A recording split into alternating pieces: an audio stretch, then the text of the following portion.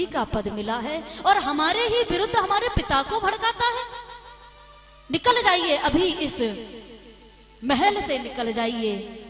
विदुर जी कहने लगे, बेटा तुम्हें कष्ट देने का मेरा कोई मंतव्य नहीं था, लेकिन तुम्हें फिर भी कष्ट हो रहा है। मैं अभी इसी क्षण इस हस्तिनापुर को त्याग देता हूं।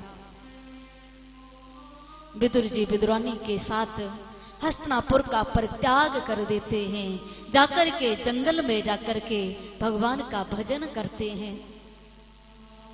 ओम नमो भगवते वासुदेवाय मंत्र का जाप करते रहते हैं।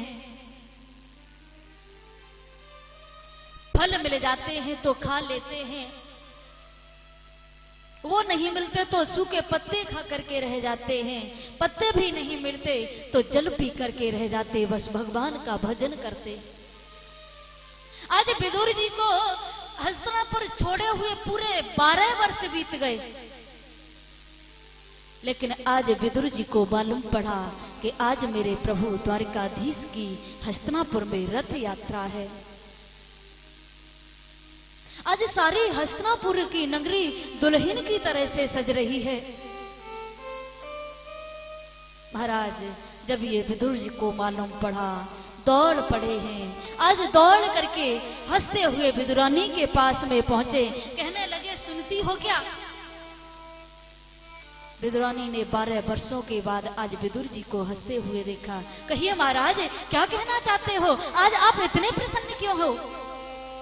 अरे देवी, मालूम है आज मेरे कन्हैया द्वारिकाधीश प्रभु की हमारे हस्तिनापुर में रथ यात्रा है। महाराज अब तो हमारा हस्तिनापुर भी छूट गया है, हम तो जंगल के वासी हो गए हैं। अब उस हस्तिनापुर में हम उस परमात्मा को देख भी नहीं पाएंगे। विदुर जी कहने लगे, देवी मन को छोटा मत करो, कोई बात नहीं, हम जरूर चलेंगे। अरे हम उसे नहीं देख पाएंगे तो क्या हुआ, वो मेरा विधाता तो अंधा नहीं है, उसे सब देखता है। वो 1000 हाथों वाला है, वो 1000 आंखों वाला है। हम नहीं देख पाएंगे तो क्या हुआ, मेरा परमात्मा मुझे देख लेगा।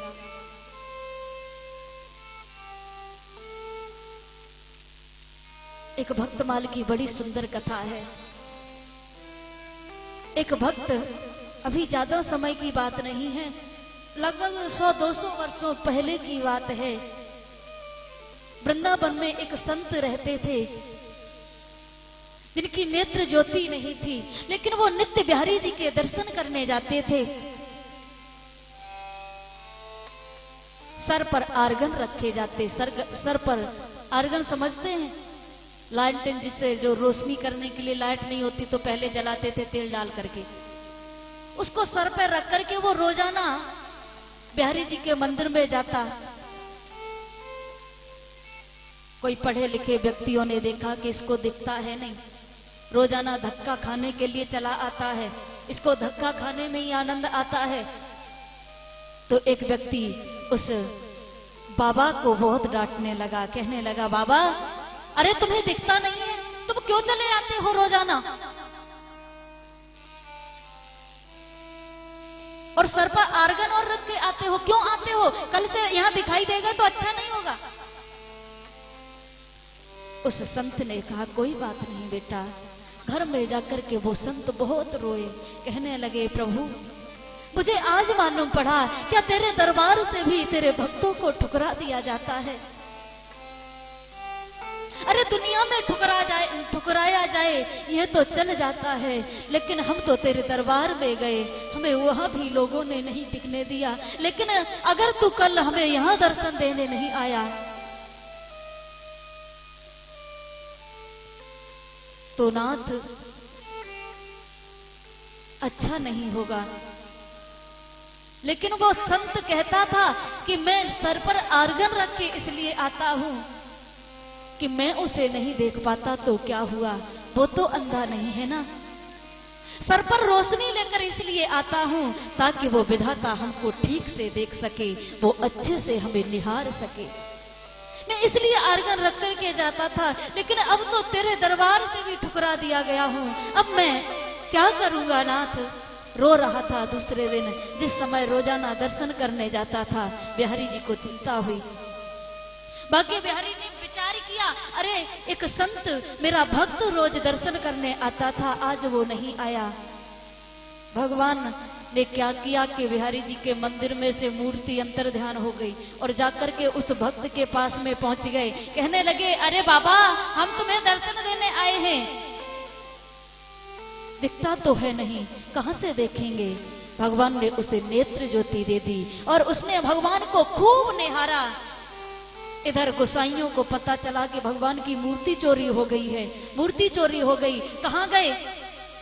इतने में वो बाबा को दिखने लगा, लाठी टेकता टेकता चला आ रहा था।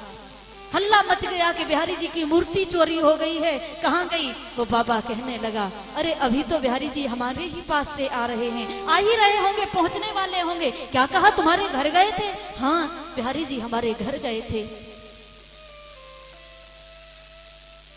विदुर जी कहते हैं, अरे देवी, हम उसे नहीं देख पाएंगे तो क्या हुआ, वो भक्तों की घट घट की जानने वाला है, वो तो हमें देख ही लेगा। आज भगवान रथ पर सवार होकर के हस्तिनापुर आए। दुर्योधन ने कपट पूर्वक मित्रता का व्यवहार किया था।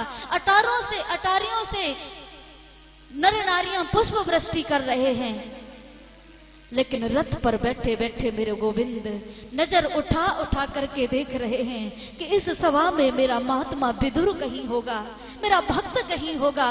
मैं उस भक्त को देख लूं, मेरे मन की तृप्ति हो जाएगी। जिस तरह से एक भक्त भगवान को खोजता है, उसी तरह से मेरा परमात्मा अपने भक्तों को ढूंढता है। मेरा भक्त कहां है।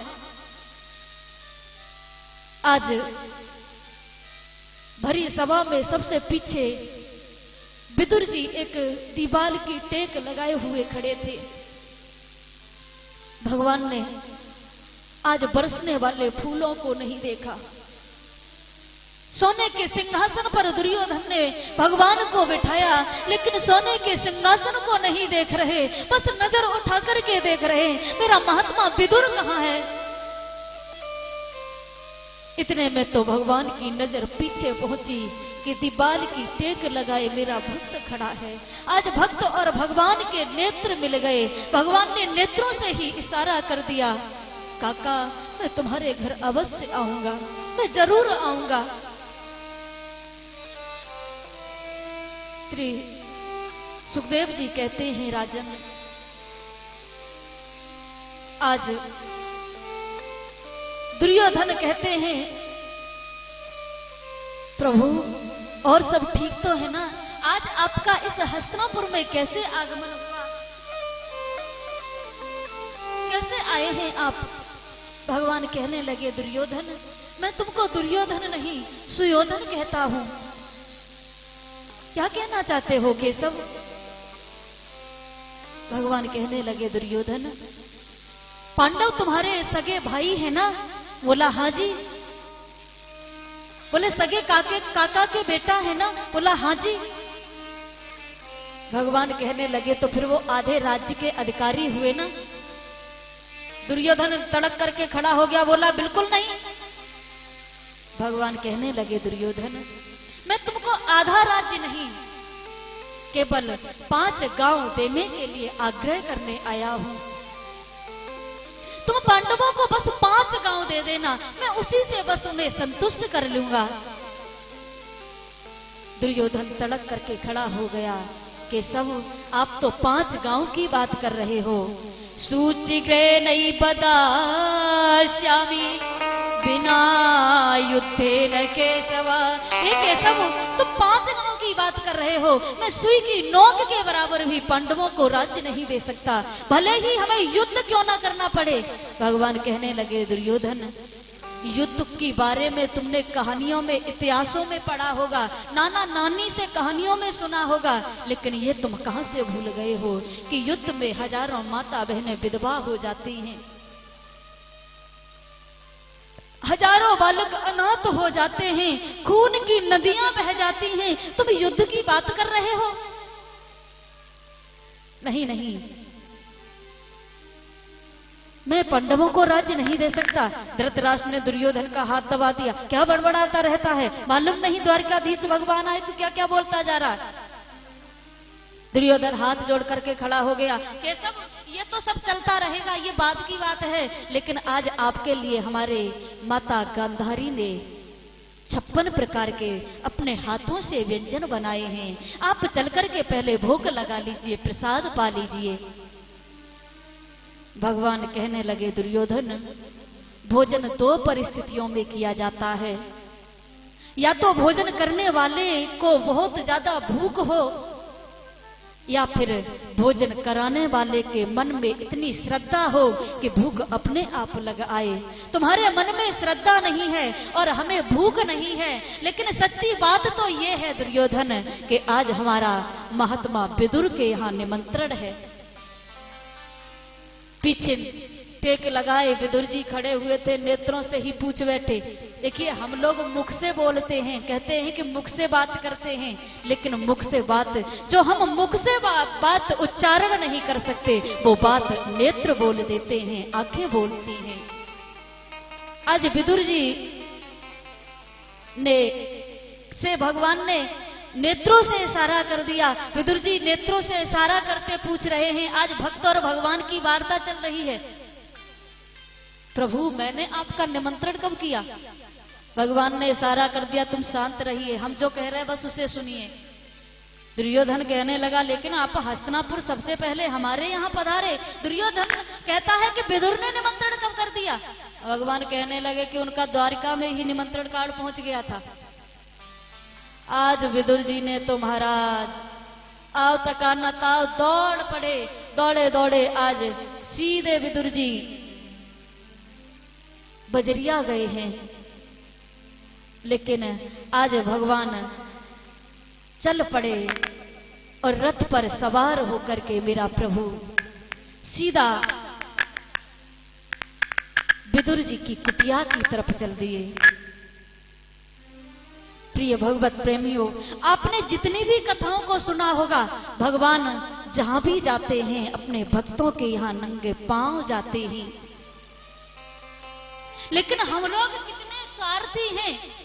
अगर 1 मिनट के लिए भी उनके दर्शन करने जाएंगे तो जूता चप्पल ऐसी जगह रखेंगे जहां से जूता चप्पल भी दिखाई देते रहें और भगवान भी दिखाई देते रहें।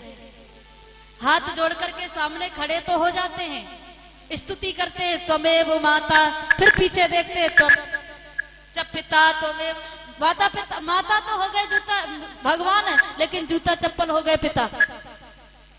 फिर हाथ जोड़ देते हैं त्वमेव बंधु, फिर कहेंगे कोई उठा तो नहीं ले गया, च सखा त्वमेव।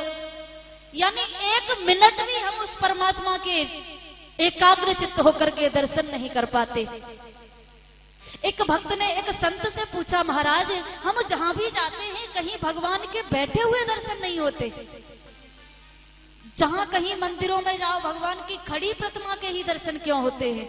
तब संत ने कहा, बेटा भगवान अपने भक्तों की प्रतीक्षा के लिए हमेशा खड़े तत्पर रहते हैं। भगवान कहते हैं कि ना जाने मेरे भक्तों को कब संकट आ जाए, मुझे कहीं खड़े होने में विलंब ना हो जाए, इसलिए मैं भक्तों के लिए हमेशा खड़ा रहता हूं, हमेशा तैयार रहता हूं। लेकिन पुकारने वाला वो भक्त चाहिए।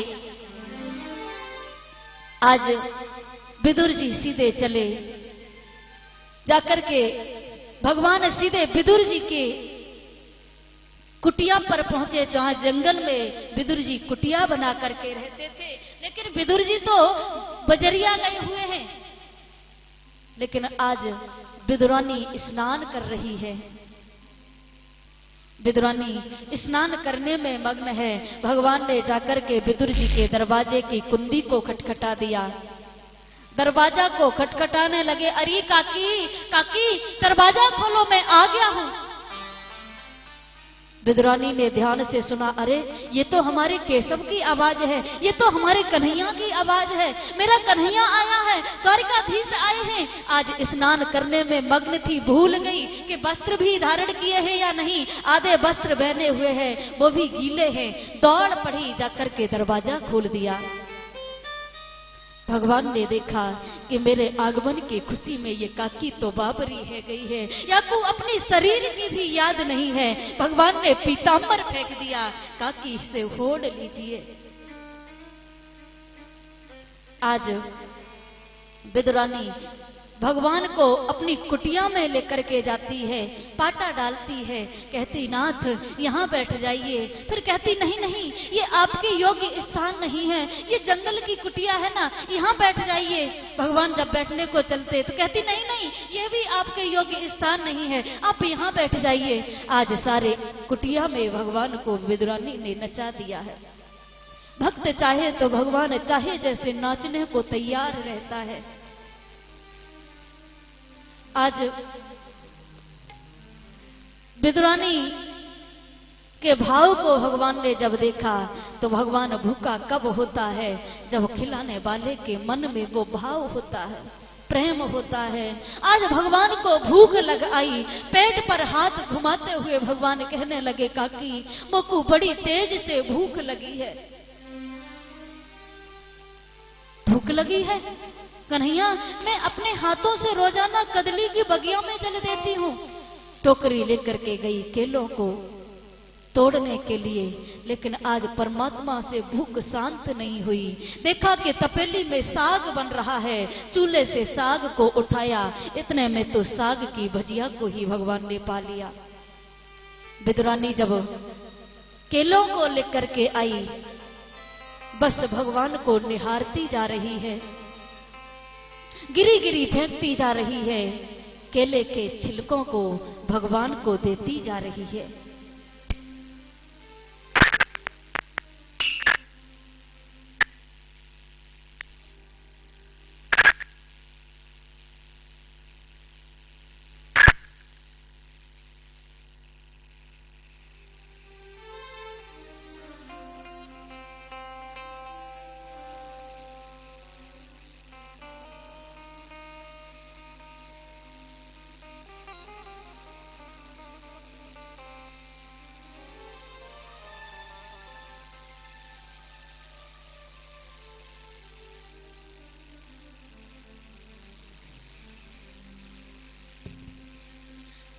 आज विदुरानी केले की गिरी को फेंकती जा रही है, छिलकों को भगवान को देती जा रही है।